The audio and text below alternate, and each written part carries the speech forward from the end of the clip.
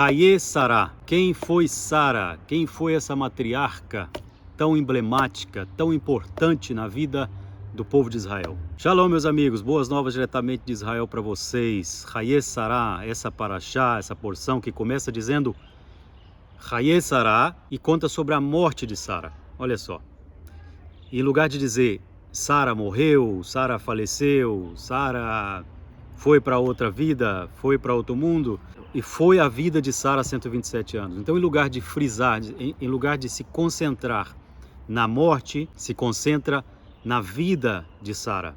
E essa vida tão exemplar que ela se tornou a matriarca de todos os filhos de Israel. Imagina Abraão com todo o seu legado, sem Sara. Ao lado de um grande homem existe uma grande mulher, e assim foi Sara, uma grande mulher ao lado do nosso pai Abraão. Outra coisa que me salta nessa porção é a humildade de Abraão quando ele precisa de um lugar para enterrar a sua esposa. E com grande humildade, ele, apesar de ser um homem muito rico, um homem que já venceu batalhas, um homem que já estava estabelecido naquele lugar, em Beersheba, ele fala para os hititas: eu sou como um peregrino no meio de vocês. Então a gente vê a humildade desse homem que, apesar de ser poderoso, apesar de receber todas as promessas que Deus tinha dado para ele, que ele vai herdar toda aquela terra, que ele vai caminhar e herdar de norte a sul toda a terra de Israel. Ele fala: eu sou como um peregrino no meio de vocês, porque ele sabia que existia um processo até que aconteceria tudo isso. E agora ele oferece uma grande soma de dinheiro para comprar essa cova que se chamava Marpelá, a cova de Macpela. E aí já mostrou que Abraão começou a conquistar a terra, até financeiramente falando, a terra de Israel. Outro episódio muito emblemático que a gente vê nessa porção é quando Abraão envia o seu servidor, aquele mordomo responsável por todos os pertences de Abraão. Ele envia esse homem para buscar uma esposa para Isaac, seu filho. E esse episódio nos mostra que o casamento em si, ele é feito por Deus. Por quê?